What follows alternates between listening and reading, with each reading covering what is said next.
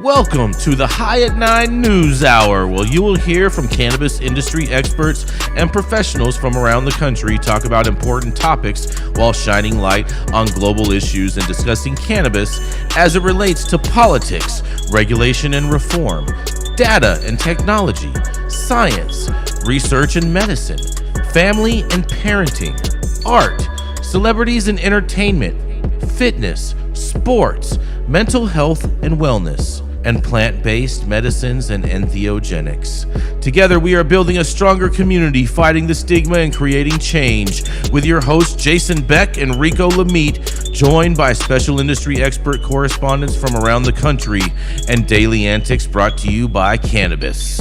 Coming to you live every Monday through Friday at 9 a.m. Pacific time and high noon on the East Coast. And thank you all for getting high at 9 with us.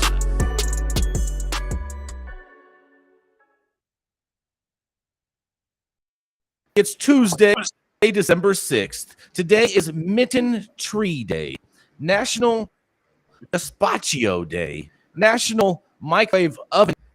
Shout out to all the latchkey kids across the country.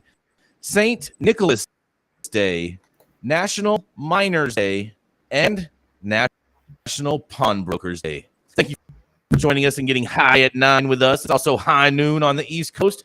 And please remember to like, share, and subscribe to us on all social media platforms. We're live every Monday through Friday here on YouTube and audio only on Clubhouse. And if you are joining us on Clubhouse, you can also participate in the show by raising your hand if you have a brief comment on the story most recently presented. Now, I do want to apologize to everyone. My internet is not the most amazing here today. We are getting that fixed later on today. But without further ado, let's pay a bill so we can get right back to the news. You want to grow some of the best weed in the world? Then you must start with the best genetics in the world. Go to www.dnagenetics.shop to order regular, feminized, or autoflower beans. All of your favorite DNA genetics cultivars such as Kosher Kush, Skywalker Kush, and oh yeah, Chocolate Truffle Shuffle. Boasting more cannabis awards for their award-winning genetics than any other company in the world. Remember to go to www.dnagenetics.shop to see why our terps don't lie.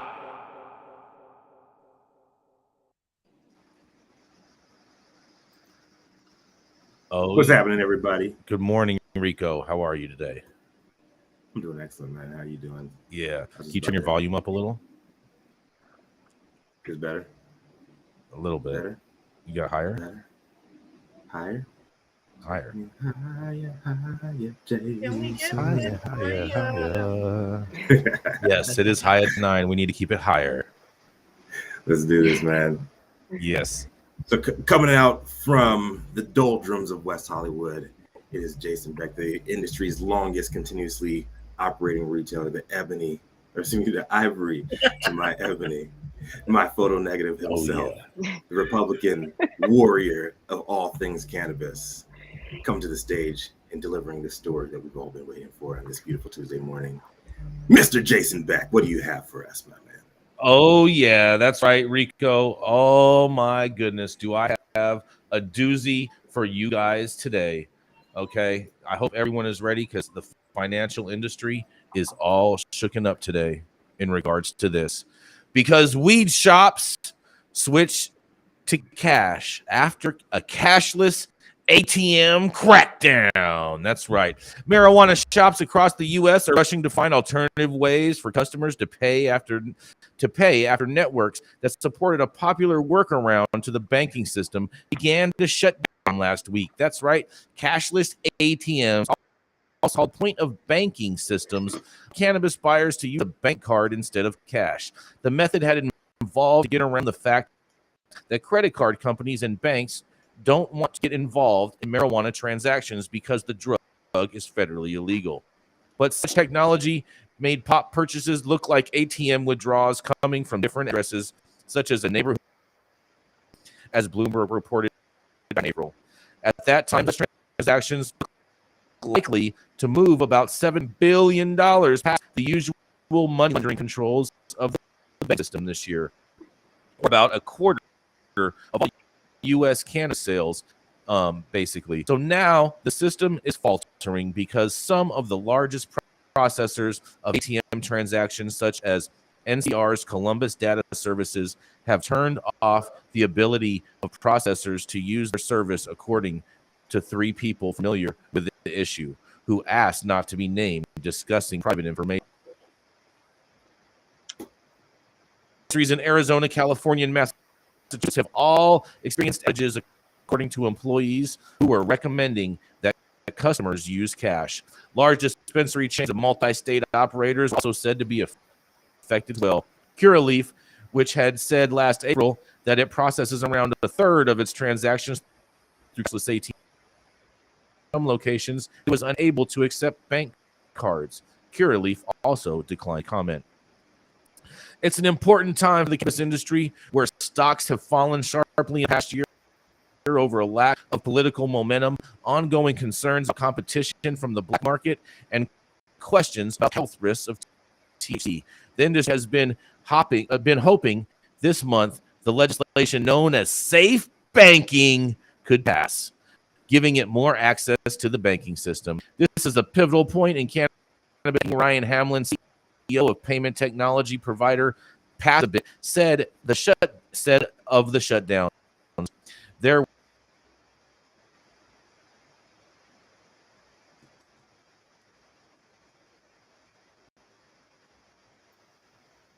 And Jason's been shut down. Yeah. Jason got shut down like the debit card. No more easy purchases for you. I thought it was just me. Jason got hit up by the feds. And Green Street on lockdown. Jason, are you on Chrome? Doesn't have to be 20 inches as long as they close. Well, I mean, we can start commenting on his story regardless here. Cashless ATMs, it was only a matter of time until this became an issue where they just shut the whole damn thing down. So I don't know. I don't even know how to comment further than that, other than the fact that we've been waiting for this moment. Right.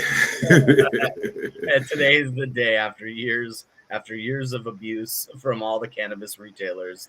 Yes, today. Indeed. But trappers everywhere will always find a way for they'll find a way to continue continue. Hello, I'm back. I'm sorry. Where did I leave you guys? Because this is such a good story. You said that you were talking about one of the guys from one of the companies saying something. All right, I'm going to continue it from this. This is a quote from Ryan Hamlin. He says, "This is a pivotal point in cannabis banking," Ryan Hamlin, CEO of payment technology provider Passbit, said about the shutdowns. "There were signs of the networks going down at the end of November, but the outages intensified by last week," he said, estimating that by the end of the weekend, only about a fifth of the cannabis industry could use cashless ATM-style payments. Kirkland-based Passbit had been migrating away from such transactions to a different form of payment processing for more than a year, and finally got rid of the last of its cashless ATM solutions Sunday, Hamlin said. "It's but the writing has been on the wall for a while now," said Peter Sue, a senior vice president at Green Verified, a consulting and software company that specializes in cannabis banking. But guess what? Hold on, because Visa made a move. That's right. The crackdown on cashless ATMs comes exactly a year after Visa had said it was aware of the scheme involving ATMs and that such transactions are prohibited on its network, more compliant. Some dispensaries see it as clunky for customers and burdensome. Visa did not return a message seeking a comment as well. But customers' preference for the convenience of cashless ATM-style systems had generated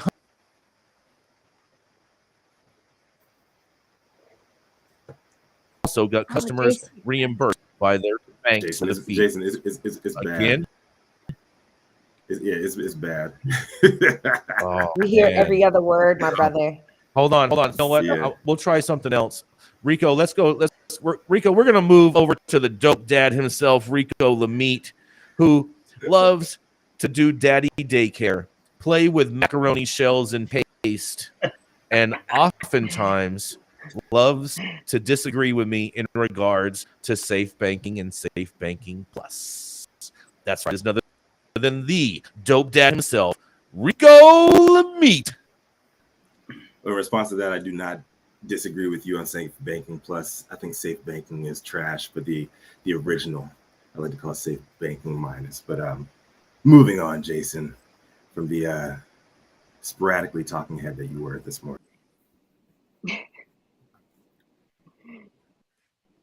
Elected House Democratic leader says marijuana is an opportunity for common ground under GOP control. As Rome continues to burn around us, cannabis remains a beacon of hope, offering opportunities for people of all races, colors, creeds, orientations, political affiliations to unite and find a path forward. Whether being utilized as a life-saving medicine or alternative topical remedy for everyday ailments, providing economic opportunities big and small, be they plant touching or ancillary, or maybe just a tool to help us settle down and chill the fuck out and forget about why or what we were even fighting about, at least until the high blows over. For thousands of years, cannabis has brought people together and can also do the unthinkable. Can it unite congressional Democrats and Republicans? To me, the answer is an easy yes. And this weekend, Hakeem Jeffries, the first Black lawmaker to lead a major party in Congress, agreed a bipartisan smoke sesh is in order to help smooth that thing on out. Per the article, the newly elected House Democratic leader says cannabis reform is the one policy area where he believes further bipartisan progress can be reached in the next Congress, even with Republicans in the majority. Sunday morning, Jeffrey stopped by ABC News's This Week with George Stephanopoulos to share his green-tinted vision of the 118th Congress when asked where he saw opportunities for bipartisan compromise. Jeffries emphatically brought up cannabis reform as an answer to the easiest pop quiz in the history of broadcast journalism, given the current mess that we're all in due to both sides failing to agree on pretty much anything.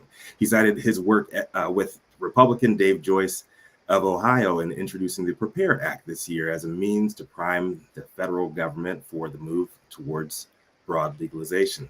He then recalled working with the Trump administration on criminal justice reform, much of that being tied to unfair enforcement. Jeffries told Stephanopoulos, modest marijuana reform, as well as issues like infrastructure and trade policy, are foundational things that hopefully we can build upon as we look to the future. While taking the humility route might seem like a watershed moment for the untrained eyes and ears of most Washington outsiders, I should say, Jeffries is far from the bipartisan captain save a vote many Americans have been waiting for.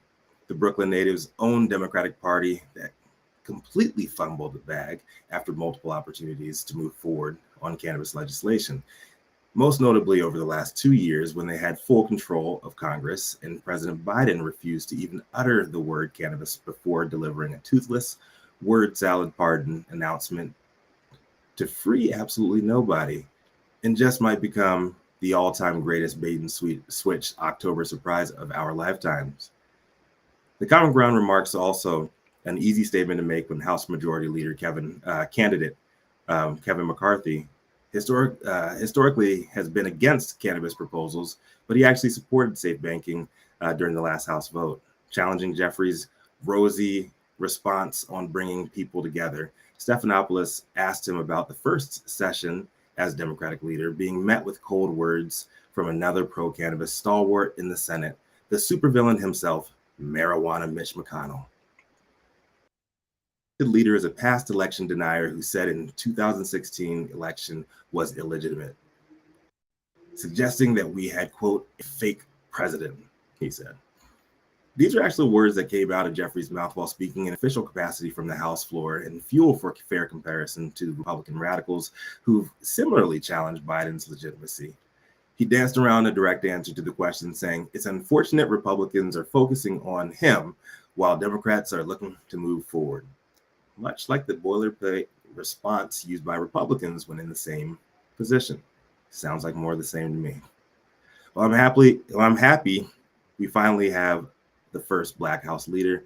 I think expectations that he's that much different than politicians in the past should be tempered. The red wave may not have come in form of seats won in either house of Congress this midterm season, but the red tide's been slowly rising over the last several years, with Republicans completely taking over the narrative on reform. So my thoughts on Jeffrey saying that he thinks that both sides can come together here are less this dude's going to be doing the unthinkable and a lot more, no shit. You are going to reach common ground. You've got no choice at this point because your team is the chance to lead. And now we'll see what the red team is going to do. We'll also be watching to see if the Democrats will now become the party of no, as the Republican counterparts have been, as far as I can recall. Either way, to me, it's the same shit, different toilet. But I'm interested in hearing what everybody else has to say. This is Rico Lamitte, dopest dad on the street. And thank you for tuning in for High 9 News. We'll see if Jason's mic and his internet come together. I don't know, man. You need some fiber. Can you hear me, Rico? Can you hear me? I can hear you, my man. All right. It's much better. Well, I do like the optimism of Minority Speaker Hakeem Jeffries, the fact that he is extremely optimistic that the House under Republican control can still pass some meaningful cannabis reforms. So I am very hopeful and optimistic in regards to his statements. But what do you mean? Like Democrats aren't going to get anything done on cannabis that's productive. So you know what I mean? Might as well give it over to the Republicans and let them shoot for it. I mean, that's exactly what I said in the story. I mean, it's I time to get off the sticks, man. Like, I can tell you got to Nicole get off the sticks, bro. You lost the game. So I can tell Nicole has all kinds of things to say about this. Nicole, I can see it in your face. Come on with it, Nicole. What you got? Yeah. I really don't have anything to say. Honestly, I saw Cory Booker over the Thanksgiving holiday. I asked him about the legislation about safe banking, and his response was, "We are this close." That was 2 weeks ago. And so I just take everything this close. That's what he told me. This close to passing safe banking plus. And so I take everything that they say with a grain of salt. It was I spent about an hour with him, and he was there with his mom picking up food from Chef Stacy here in Vegas. And that was the most political thing he said, the most politician thing he said the whole time that he was there. I mean, granted, it was the only time we talked about politics, but it was a very rehearsed response is what I'm going to say about that. As much as I love him and everything that he does and fights for the freedom of people and, you know, social justice with his legislation, he just can't do it by himself. He can't. Yeah. Mm-hmm. I agree. And he's a politician at the end of the day. You know. Do you have any thoughts on this, Patti? Welcome, Patti. Yes, welcome, Patti. Hi, good morning. Yeah, what do you think? What do you think? Is safe banking going to go through? Or is Hakeem Jeffries going to be the glue I think it's gonna, that we need to bring everybody together?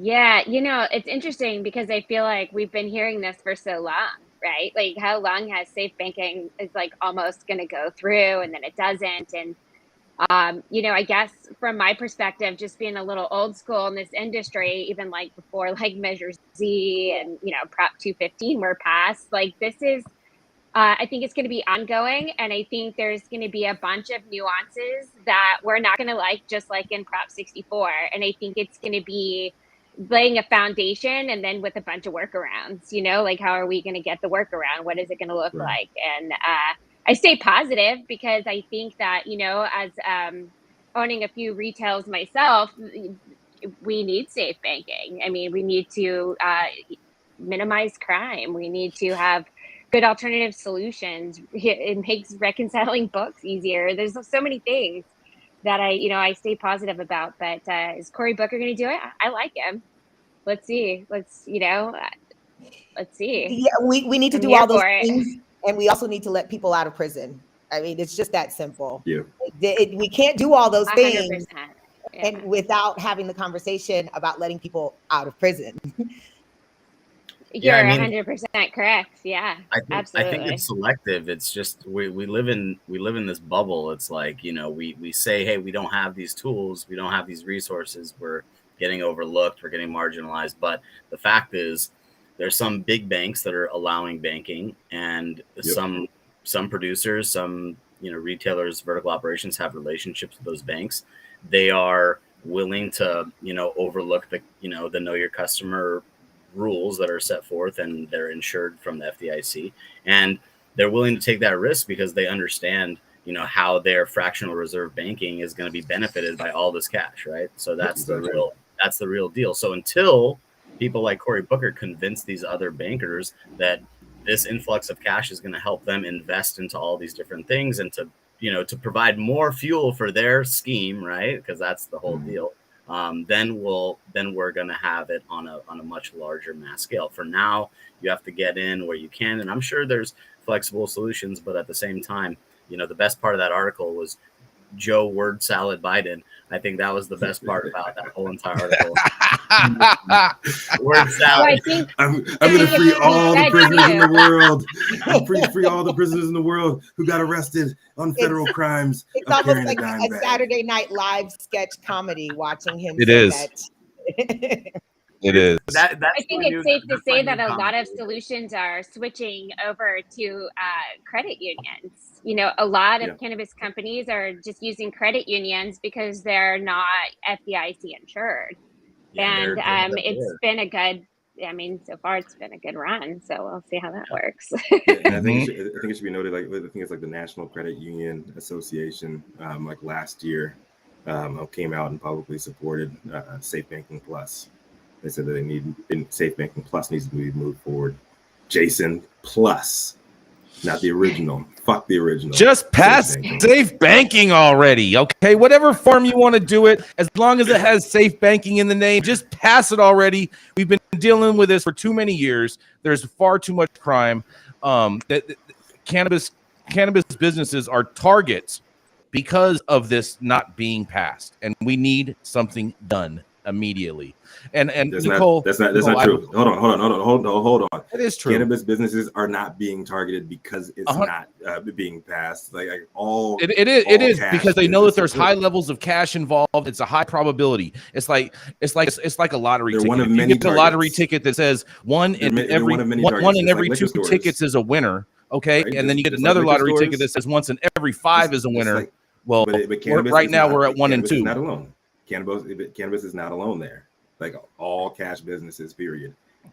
Especially in a recession where everybody's in a recession where we're dealing with hyperinflation. Hold on, Rico. The difference to your argument is that cannabis industry is the only business that's being restricted to cash only, as opposed to those other cashless businesses which are choosing to operate in that manner. It's not always because they're choosing. A lot of them is because they're black or brown and they can't secure a loan regardless to support their business. Can you give me an example of a business that you're aware of like that? Plenty in the fucking hood where I fucking live. That's what I'm saying. Which one? Banking like everybody else. They can't get loans like everybody else because they don't have the credit history or because of where they live. Period. Black and brown people black people specifically get one business loan per every 6 that white people do. And they're predatory. Or the grants that they're not aware of. Crazy. You know, the grants are taxed at 30%. So here you're budgeting or trying to gain an investor based on a certain amount of these loans that you're getting for equity businesses. And then 30% of them are just gone out the window. And you can't issue them to a bank or a business. You can't cash the check coming in for those loans from the city. So then now you have the issue of you've got to take it in under your personal name. And now, you know, there's a lot of companies, equity companies in general that I've worked with that have, you know, cannabis grants coming in under their personal name and they're being severely taxed and penalized for it. Mm-hmm. Sounds like an FTX scheme, you know, bringing the money. Sounds like a bunch of houses in the Bahamas.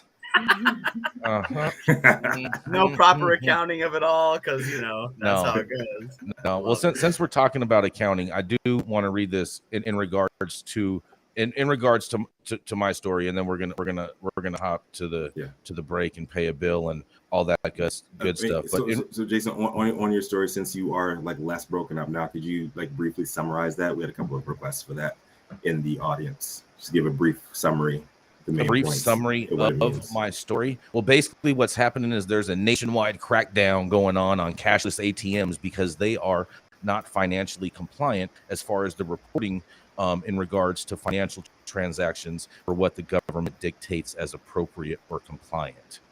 Okay. And so there's a number of dispensaries that had these cashless ATMs in there that are now are basically shut down. And for, like Cureleaf said, a third of their business is through those cashless ATMs. So this could mean big numbers to a number of different businesses around the country. And I reached out to my buddy John with Dutchie because they recently are launching Dutchie Pay. And is he still at Dutchie? I know they cleaned house last week, man. Oh, he's still there. He's there, bro. He is there. Thank God. He would have told me something if he wasn't.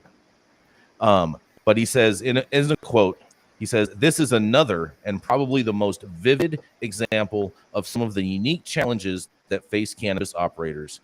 There are still viable options on the table like PIN debit and ACH, but be wary of anyone that claims, in quotes, they're the only ones who have it figured out. Safe banking could be more valuable than it is in this moment for operators, for as the cannabis industry matures and scales, the non-traditional routes of facilitating payments will only continue to create more red flags for financial institutions until they're allowed to work with cannabis operators. We need unilateral support from the banking industry to support our $25 billion with a B plus industry, period. And that fate lies in Washington over the next few weeks as the lame duck draws to a close." And that is from John Bond with Dutchie Pay. Any comments? Yeah. All right, seeing none.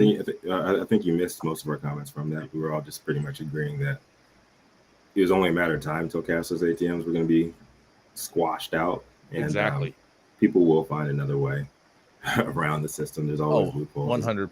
If there's a will, there's a way. There's always going to be loopholes. Exactly. You and I, we totally agree on that part, Rico. Well, let's pay a quick bill so we can get right back to the news. At True Classic OG, we live by one motto: stay true. We stay true to our legacy cut of True OG that's always fresh, piney, gassy, and delicious. We represent the spirit, hustle, and diversity of our great city of angels. And we stay true to the spirit of this plant, doing everything in-house to ensure that you get the highest quality and consistency with every batch. And that's what's made us LA's favorite OG. True Classic OG. Stay true, Los Angeles.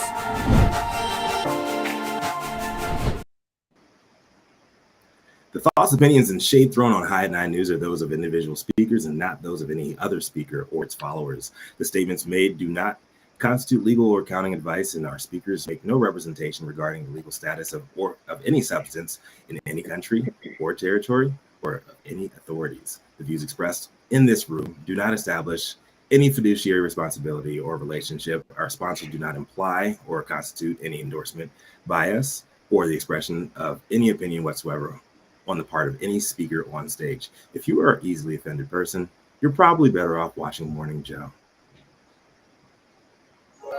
So we got next. Oh, yeah. Flying into LAX and you want to taste some of the best weed in the world? Then stop by LAXCC, the closest dispensary to LAX, located at 8332 Lincoln Boulevard and open from 8 a.m. to 10 p.m. 7 days a week. Always make LAXCC your first stop when you touch down in LA and score like a winner. And don't forget to tell them I sent you and mention you'd like to get High 9 for 10% off your full order. You can get 15% off if you speak and stutter like Jason has been due to his poor internet. Our next correspondent does it all. She's a patient plant medicine advocate and founder of Purple Plant Magic. When not handling business, Roz McCarthy's right-hand woman on the left coast for M4MM. She's Power 88 Las Vegas's encyclopedia on Wednesday mornings and has been an outspoken supporter of Purple Lives Matter initiatives in Clark County. Bringing us our next story, it's one of my favorite people on earth, Nicole Buffong. What do you have for us? Oh, well, thank you, Rico. I appreciate that lovely introduction, and the feeling is mutual. My story today is coming from online magazine called Curbed. And the title is Why I Want the Marijuana Dispensary License.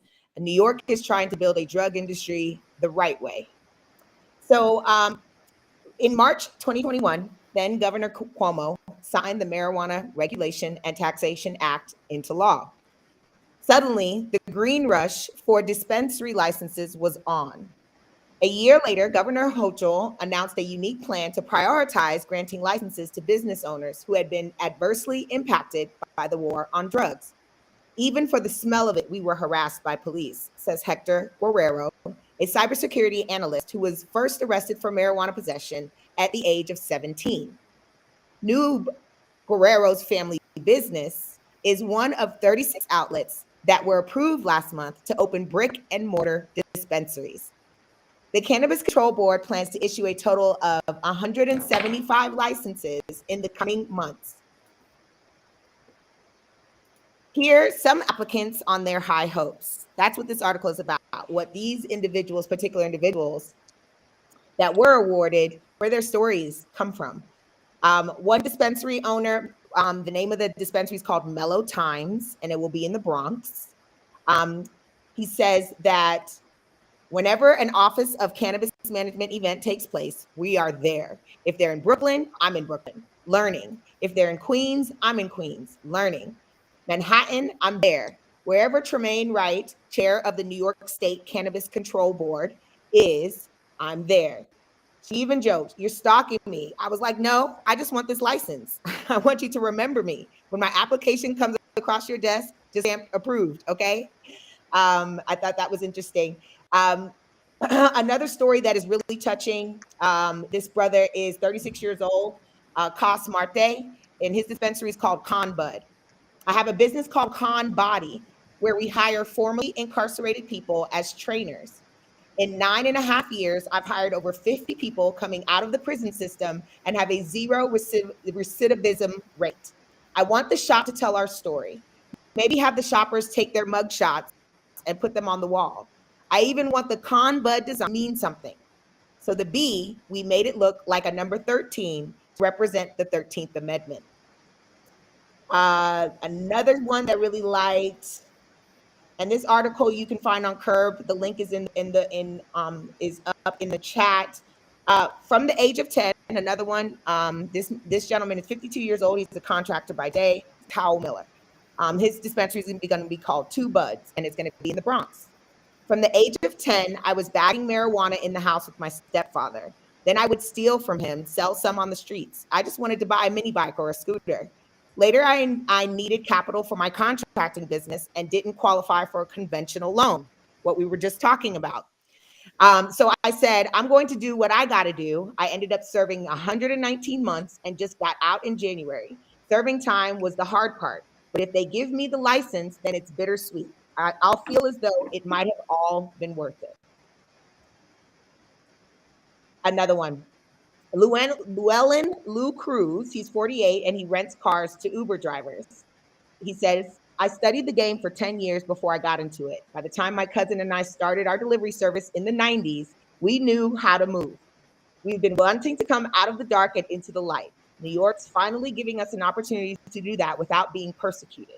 I like to hire people that are disabled, anyone that's willing to work. We're here to train you and show you how to do it.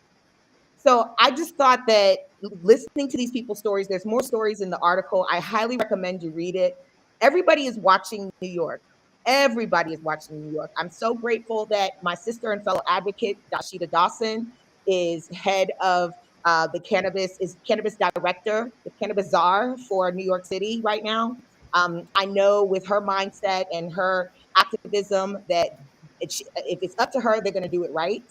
But everybody is watching New York to see how they roll out these licenses, to see how they're going to shut down the ones that are operating in the gray right now.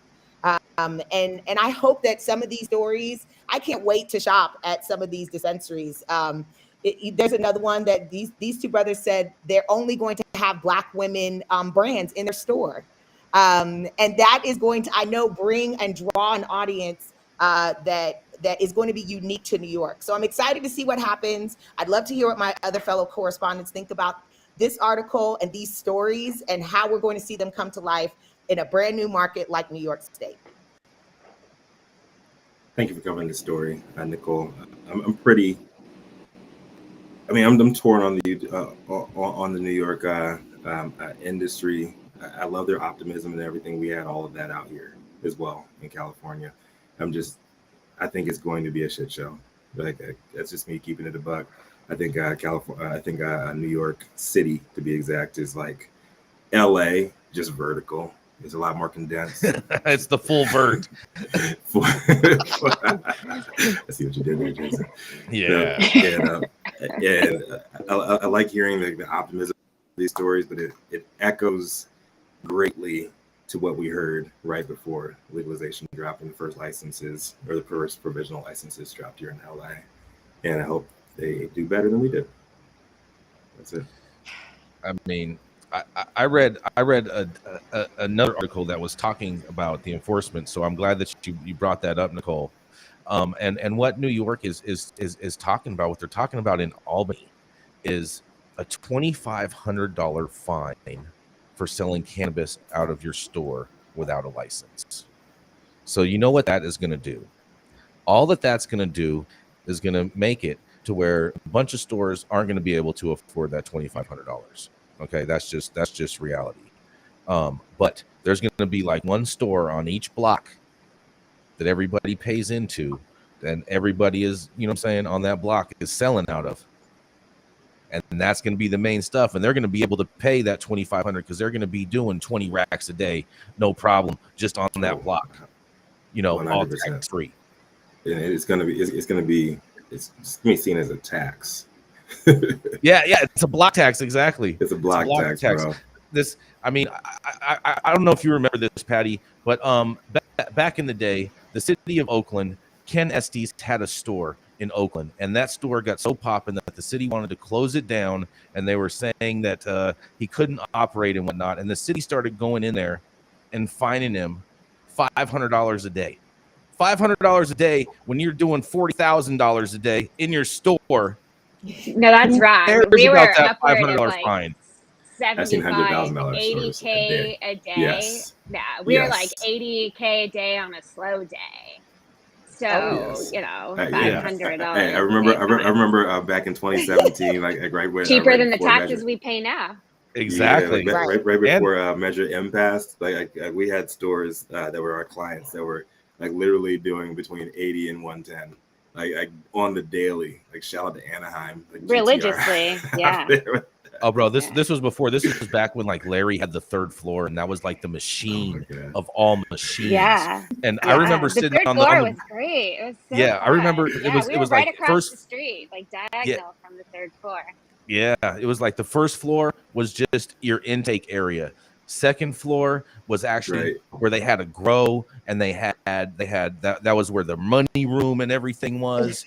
And then the third floor was where all the weed was getting sold and all the clones were getting sold.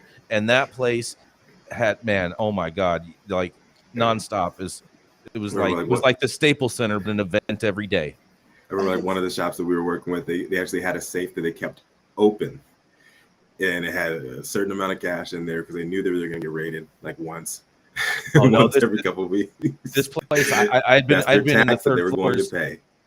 I've been in the third floors, money room a number of times, bro, and it was a trip. Okay, this was their SOP protocol back then. Okay, are you ready for this? It was like this little door that was on the second floor that was like a closet door that like it wasn't like a full because like there was still part of the stairway underneath it. You know what I mean? So it wasn't like a full roof. Yep. And they would just walk in there, and they had like one little table with a cash thing on there, but people would just walk in and they would empty their till and they would just dump it into the room like they're like throwing leaves on the lawn. You know what I'm saying? And then they close the door and walk back up and fill their till right back up again. And it was funny because then whenever you were bringing them weed and you would go in there to collect your payment, they would go and just start picking money off the floor like they're raking leaves and throwing in the cash thing to give you your money. It might have been why they weren't one of the first 3 licensed back then, but after. Are you sure it wasn't their other affiliations? Well, that's a whole different show topic. But I think a lot of us that are old school really know what was going on back then, and that's a whole different show. But what's interesting is a lot of people don't realize is that Oakland used to have a 1% procurement tax, and people would walk in, the patients would walk in, and they'd be like, "Oh my gosh, what's this extra 5 cents in my purchase?" Or it was always an extra penny. And they were like, "Oh, well, we're happy to pay that, if you guys could stay open." And it's just like, it's so funny to see the tax evolution over the years from like the late 90s. You're like, wow, this is some shit. Like, things used to be really cool back then, but 22% now. But going back to the point about the cashless ATMs, and even back then, we would have so much cash on volume, and we never got robbed. We never got robbed. I can't tell you how many times I probably walked with like $75K in a backpack to Wells Fargo twice a day.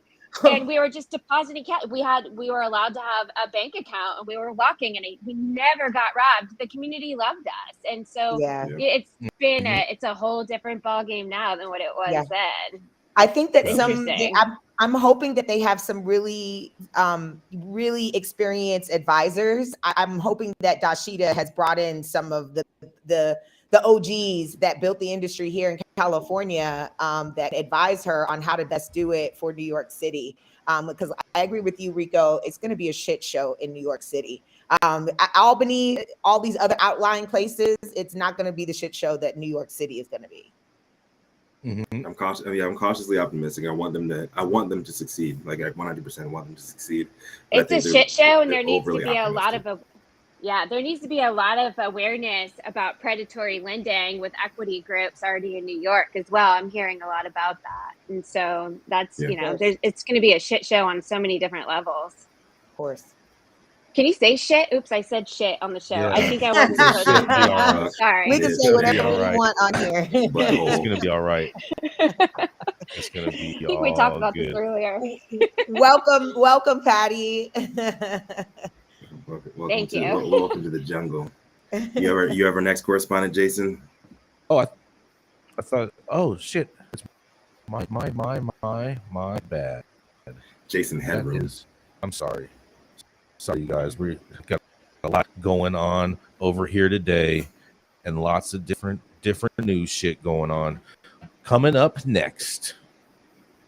Where did you go? There he is. This man is a cannabis patient, an advocate, an industry veteran, clocking over 14 years working in the regulated markets around the United States, from Colorado, California, Florida to Massachusetts, and most recently New Jersey. Saman is award-winning solvent extraction pioneer and product innovator who specializes in licensing, facility design, build-out, production, development, process, development systems, development, and training. That's a lot of development, Saman. Saman is a student of and true believer in the medicine properties of cannabis, and has developed various wellness products currently sold in the market that improve the lives of hundreds of people every day. It is none other than the man himself, Saman Razani. Salute. Thank you so much for having me on the High at 9 News Hour. It's an honor and a pleasure to be here with these beautiful peers of mine. Very nice to meet everybody, and to meet all you viewers out there. Today's story comes out of none other than Oregon, Booth Patrol. So this story is a little different. It doesn't have to do with licensing or banking, but the other part of our business, which is regulations, compliance with pesticides.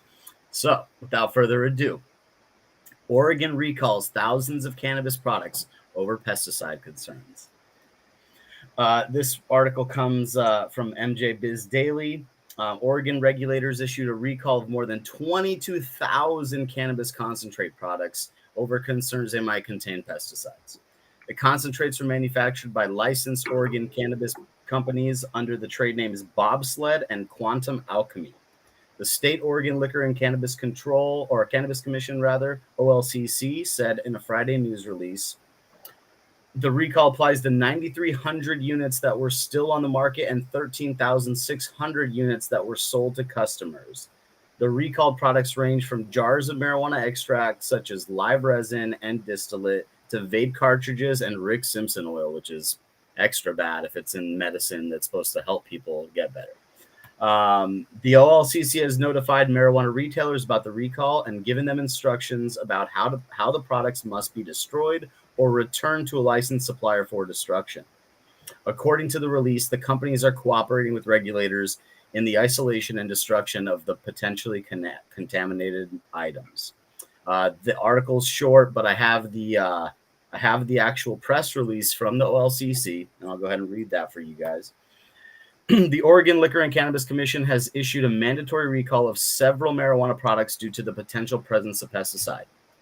The agency says possible marijuana product contamination is a result of failure to follow OLCC and Oregon health authorities rules for tracking and isolating marijuana products where the presence of pesticide has been detected. This recall has been issued for 9,300 units that are still on the market and affects 13,600 units that were sold to consumers. This recall is being issued to ensure that the licenses do not sell and customers do not consume the affected products.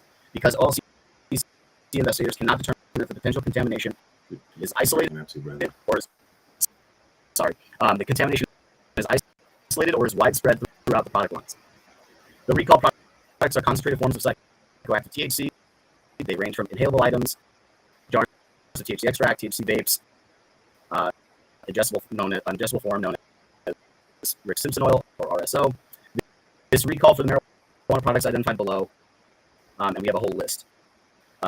The best part about this is that the OLCC has not identified any faults by the laboratories that conducted the pesticide analysis. The items identified as subject to the mandatory recall are related to the batches originally filled for testing, which we have a list of, like I said, and it's a lot. Some of these products were created back in June, and some of them were even created back in November of 21. So just to show you, it doesn't really matter kind of what happens when you're producing in mass. It's difficult to keep it all clean for ingestion. So that is a story coming to you from our neighbor to the north, and no surprise there. We still have issues for medicine for patients. So everybody, in a nutshell, Oregon regulators issued a recall on more than 22,000 cannabis concentrate products over concerns they contain pesticides. They're manufactured by licensed Oregon cannabis companies under the trade names Bobsled and Quantum Alchemy. The State Oregon Liquor and Cannabis Commission said in a Friday news release. Thank you so much. Appreciate it. Saman, what was the chemical you said that they found in RSO oil that made it contaminated? It doesn't say what pesticides were actually found there, but I mean, as we know, there's a lot of fungicides, pesticides, PGRs, plant growth restrictors, that are contaminated with a lot of nasty stuff. I mean, these are triazole compounds that they break down when heated into really nasty gases, hydrogen oxides, hydrogen cyanide, myclobutanil, one of the most commonly used ones, Eagle 20, that actually converts to hydrogen cyanide when heated. So, if you don't want to inhale toxic gas, it's really important to make sure you have clean product, clean medicine. I guess the thesis is they don't really have a good idea of where to set the thresholds for these products. It's just randomly done, and there's really not a lot of testing. So as we're continuing to evolve in this industry, so will these regulations. So will the thresholds for contamination and use. So we'll see. But ultimately, there's a list, and Oregon has one of the most stringent panels for pesticide analysis. And so, we just have to keep an eye out. But ultimately, it's really difficult. There's a lot of other agriculture in that area, in Oregon, in Central Coast of California. And these farmers are consistently using banned pesticides on the cannabis side. So if you're close to proximity, if you neighbor some of these farms, you're at risk of potentially having some, drift from their pesticide use, and it could affect your business. So until there's Saman, we've had Eagle 20 has been around for a long time. Is it still very prominent?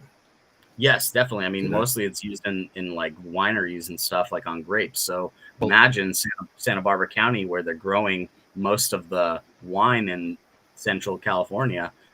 There's farms, there's huge cannabis farms that butt up against them. So, these guys, sometimes they spray from helicopters, sometimes they spray from like a fixed kind of sprayers that they have on their farm. So you can imagine, from anywhere from Salinas all the way down. I mean, this is a consistent problem. So there's definitely a lot of tech. Well, oh, sorry, I was gonna say I don't understand how this is really like a problem if we have SOPs that you're not allowed to release products out of quarantine without the category testings. This is, I'm mind boggled about how that many units are getting recalled if you're following SOPs, unless these are products that are kept off the books and being released into the market, So I'm a little bit confused about the lab testing with all the different categories for the state regs. We do have Nick Bradley up in the audience on joining us via Clubhouse. Nick Bradley, what do you have to say about this? I was actually just going to reiterate the last portion of what the gentleman speaking was going to say. So when I was in Oregon, driving to the extraction lab that I ran, I would pass 30 wineries, and on a regular basis, they would be spraying chemicals onto their crops utilizing helicopters. And I would see all of this just get floated up into, 10, 15 atmospheres above where they're trying to spray. It would get spread for miles. So all of these cannabis farms that are outdoor in the wine region in Oregon are just getting polluted with all of these chemicals that aren't even being utilized on cannabis plants. So it is going to be a continued problem until they start to give licenses in areas that aren't populated by these guys.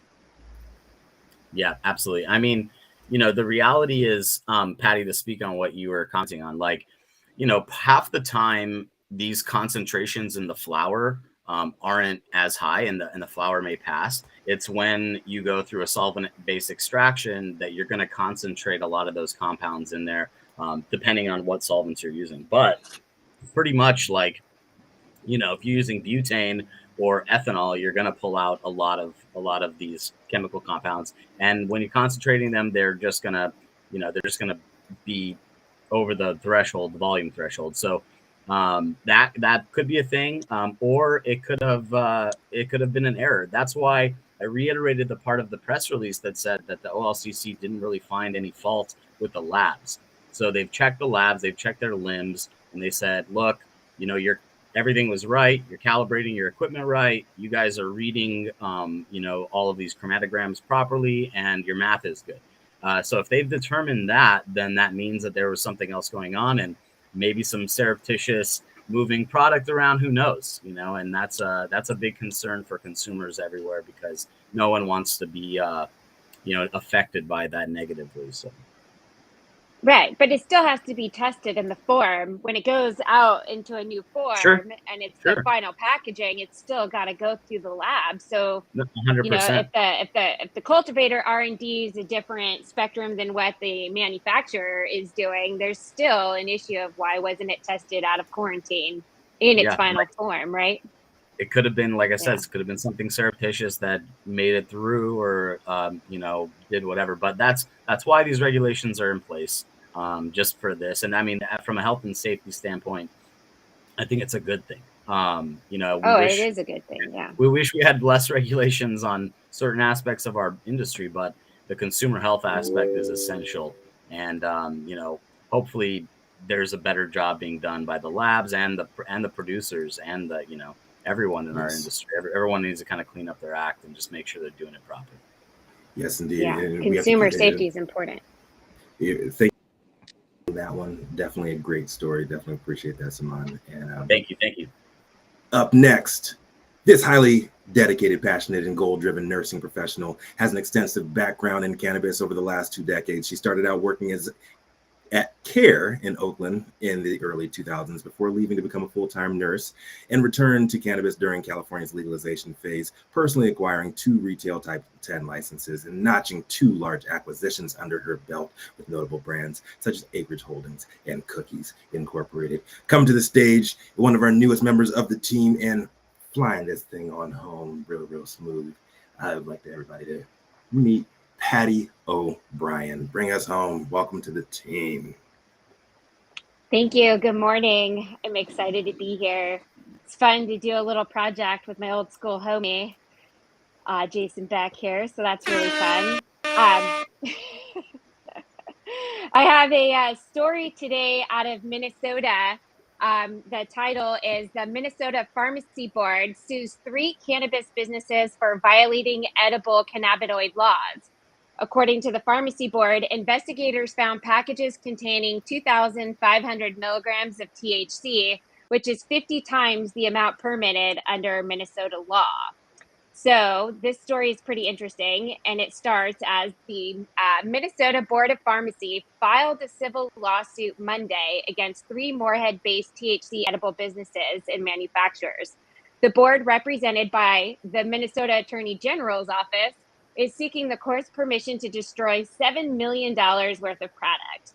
The Pharmacy Board claims 3 retailers, Northland Vape Company, Moorhead LLC, and Northland Vapor Company, LLC, and Wonky Confections, violated Minnesota's edible cannabinoid laws. The lawsuit alleges the retailers sold products on their website that contained THC in excess of 5 milligrams per serving and in excess of 50 milligrams per package, which would be in violation of Minnesota state statute. According to the press release from the Pharmacy Board, the investigators found packages containing 2,500 milligrams of THC, which is 50 times the amount permitted under Minnesota law.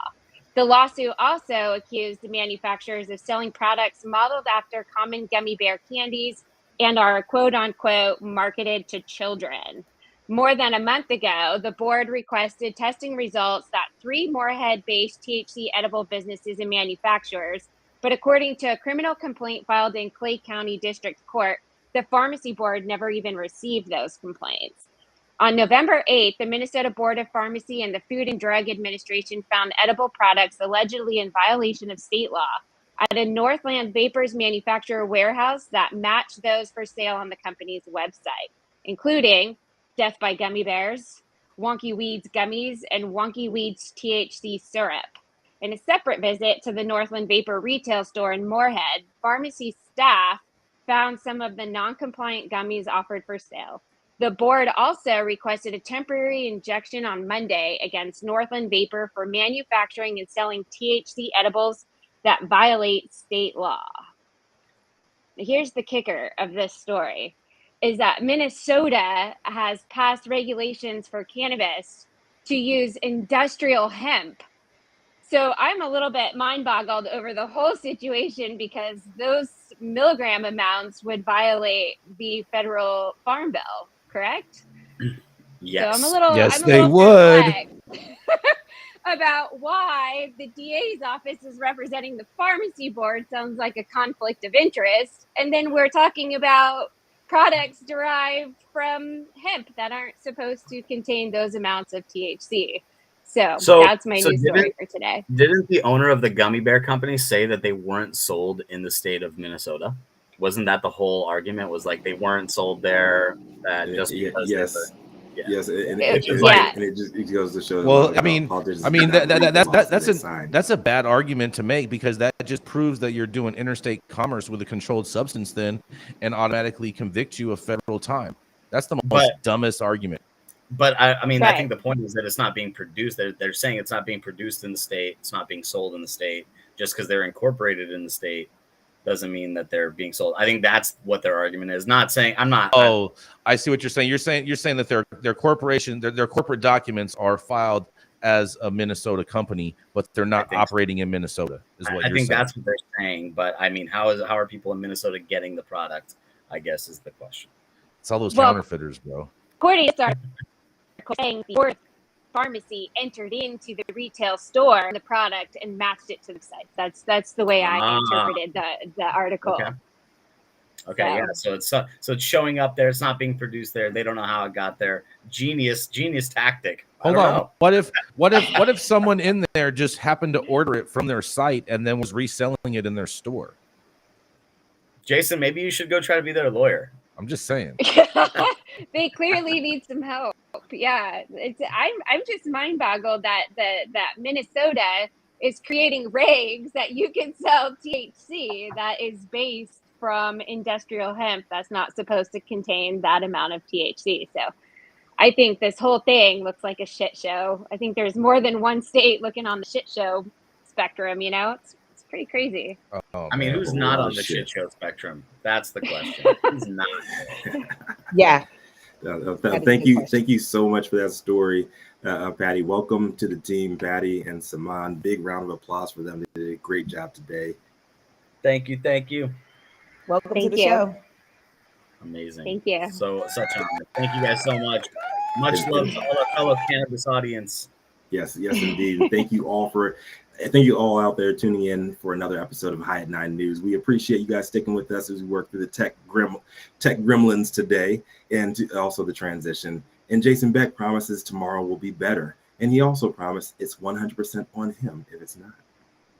Catch us weekdays at 9 a.m. Pacific and high noon on the East Coast. Big shout out to our live audience members and online supporters tuning in and giving us feedback on the daily headlines of chaos, also known as the developing cannabis industry. Our vetted industry correspondent team also tuning in from all over the global community, bringing us much needed variety of perspective and adding your respective opinions to the conversation. Thank you, Jaja Simone, holding things down for us continuously over there in Clubhouse. And thank you so very much, haters.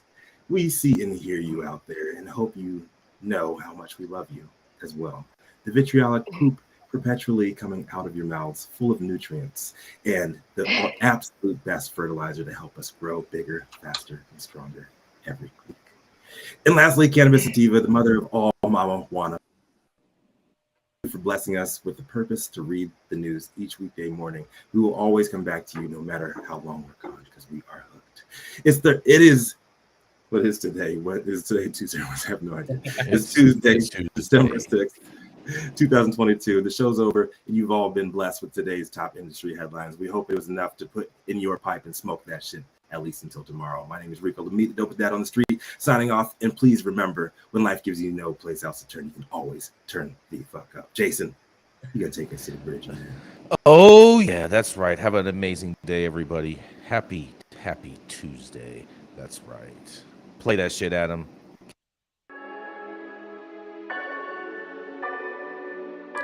Welcome to the High at 9 News Hour, where you will hear from cannabis industry experts and professionals from around the country talk about important topics while shining light on global issues and discussing cannabis as it relates to politics, regulation and reform, data and technology, science, research and medicine, family and parenting, art, celebrities and entertainment, fitness, sports, mental health and wellness, and plant-based medicines and entheogenics. Together, we are building a stronger community, fighting the stigma and creating change. With your hosts, Jason Beck and Rico Lamitte, joined by special industry expert correspondents from around the country, and daily antics brought to you by Cannabis.